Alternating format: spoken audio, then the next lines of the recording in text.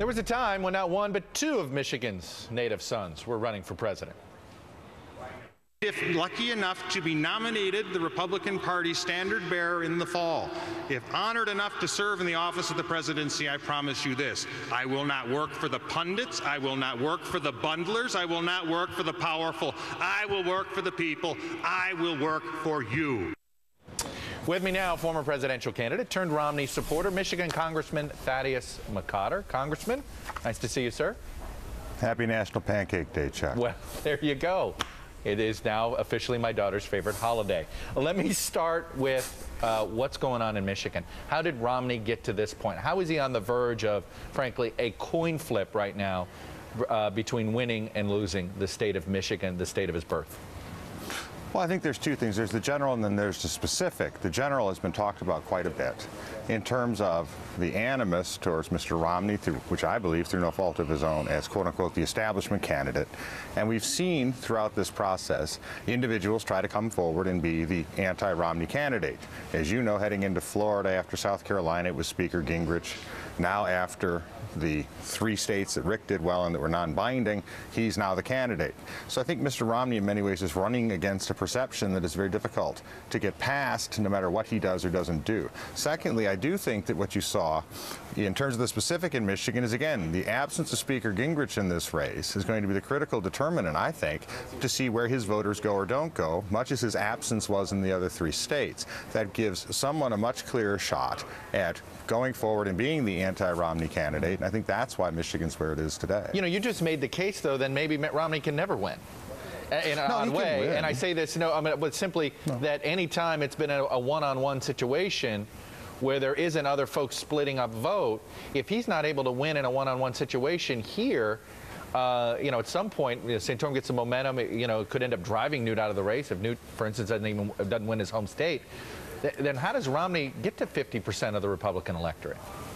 No, I think that what you're seeing is, again, I think the case is made that you're going to continue to see Mr. Romney continue to run well, and while people may not like the fact that there are other candidates in the race or not, he's yet to have technically a head-to-head race. It assumes that all the candidates that it was all the voters that it was Speaker Gingrich will go to one person, or if Rick were to drop, all the people with Rick will go to one person.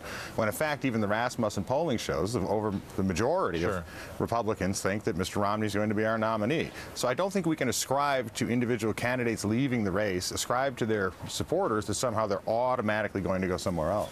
Let's talk a little bit about Michigan. I think there's one part of it, the part you represent, part where we think Mitt Romney's going to be strongest is sort of the heart and soul of the auto industry in and around sort of the Detroit suburbs, exurbs. But the other parts of Michigan are where a Santorum message on life and on guns, this is a very pro-gun, pro-life state.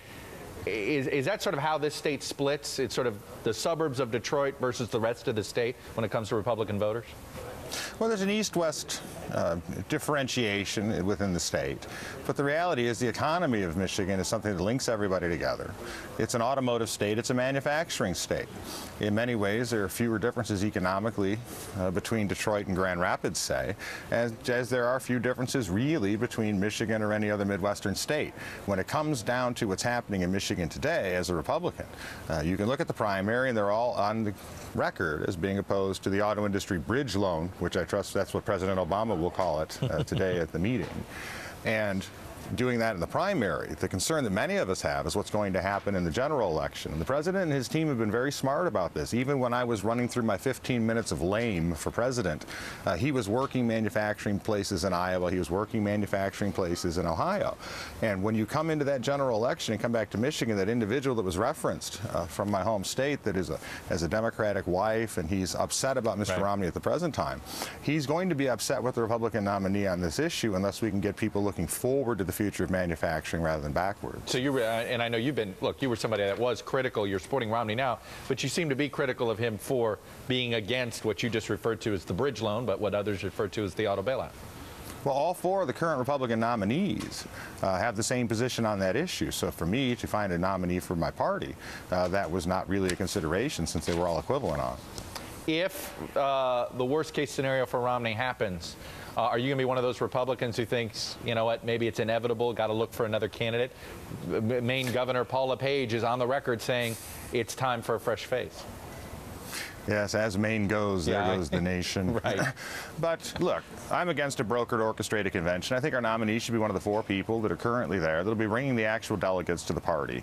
And as for the pundits and bundlers and powerfuls, those people who got me out, I hate to see them go in there and try to pick a nominee that's not currently in the fray. As you know from your years of covering this, Chuck, every candidate looks great on the sidelines, and then when you put them in the game on the field, you're all going to get a little bit dirty until you get over the goal line.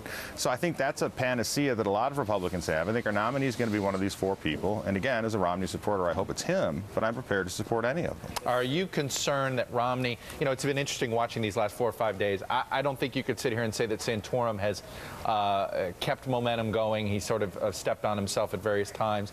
But Romney has too. What would you like to see Romney do differently with how he has dealt with the Santorum challenge? No, I think Governor Romney's trying to stay focused on the economy. That is the #1 issue. And I think when people look back, if Mr. Romney wins Michigan, which I believe he will, they'll say that it was his intense focus on the economy that actually got him the delegates that he required out of Michigan and out of Arizona as well. And in the final analysis, heading into this general election, we talk about momentum back and forth. It's a volatile electorate, as you know, Chuck, from following it, from covering it.